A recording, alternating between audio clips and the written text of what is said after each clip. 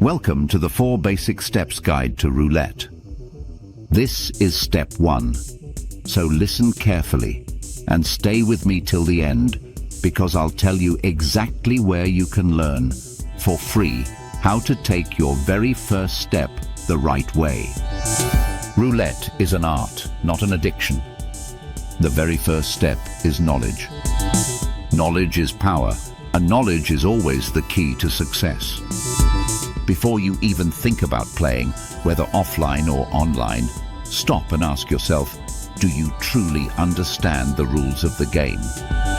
Or are you just following your friends because they seem to win? Remember, their wins don't guarantee yours. Half knowledge is dangerous, and in gaming, it can cost you everything.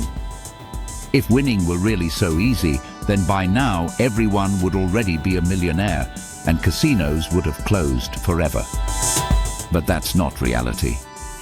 In truth, only a few players succeed in the long run. Most people don't realize the truth until their money is gone. So think twice before you start. Learn the risks, study the rules, compare different games, and analyze every single detail that could impact your result. Never forget, false knowledge is even more dangerous than ignorance. If you only want fun, there are hundreds of safer ways to enjoy your time.